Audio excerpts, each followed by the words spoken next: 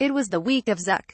As Facebook founder and CEO Mark Zuckerberg slogged through more than 10 hours of testimony in front of 2 different congressional committees, privacy and security advocates were listening for anything they could glean about how Facebook manages data, implements privacy protections, and helps users make informed choices, or doesn't.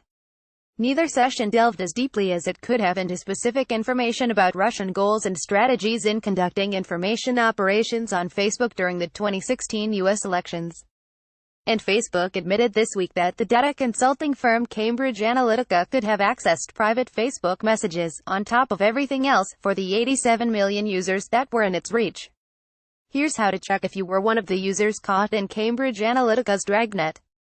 Meanwhile, researchers have found a troubling patch gap in the software updates many Android handsets will claim to have installed versus what patch code is actually present on the phone. In other words, your Android phone may be lying to you about being up to date. A new report indicates that attackers are actively exploiting a vulnerability in devices like routers and video game consoles that researchers have been warning about in vain since 2006. And it turns out that emergency siren equipment sold by the Boston-based company ATI Systems and used in municipalities around the U.S. isn't adequately encrypted to protect against system tampering or even sabotage.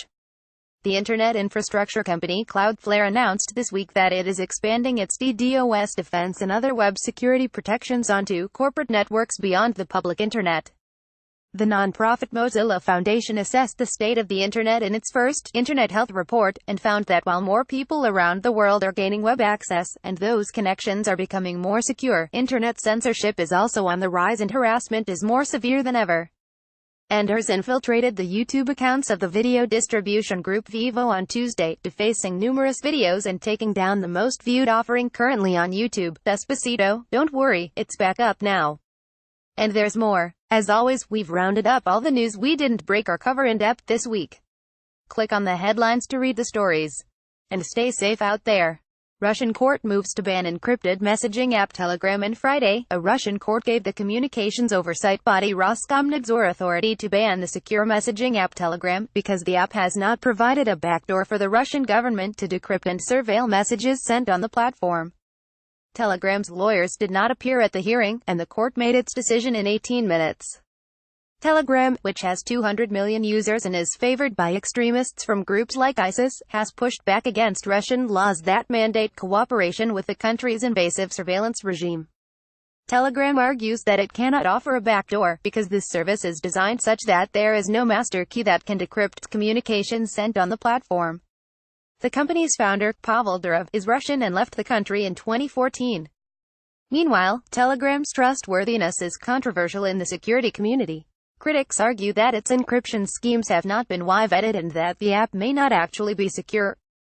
A very silly ransomware decrypts your files if you play a video game, or ransomware causes all sorts of ills, technological, emotional, monetary, but one new strain seems relatively harmless. Playful, even, to the extent that malware that encrypts all of your files until you meet its demands can be playful. Rather than demanding money, the so-called PUBG simply asks that you play 1 hour of the popular video game PlayerUnknown's Battlegrounds for an hour. And in actuality, it appears to unlock your files after you've played for 3 seconds. Or, if you don't want to play at all, you can just enter the unlock code it gives you. Inconvenient and invasive? Yes.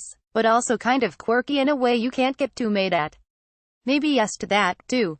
Facial recognition cameras in China caught someone in a crowd of 60,000. If you're wondering how China's surveillance state is coming, the latest out of Nanchang might interest you. Police reportedly picked up a criminal suspect at a concert thanks to the use of facial recognition technology, which picked the man out of a crowd of 60,000 people.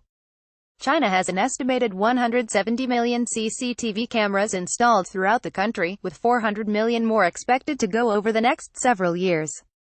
Someone hacked Iranian data centers and left an American flag exploiting a well-known vulnerability in Cisco routers. Someone last weekend at Iranian systems and put up a message reading, "Don't mess with our elections," along with an American flag. The attack affected computers in the US and China, as well.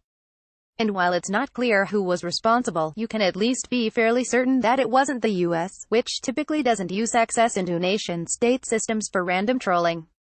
That's more Russia's gig.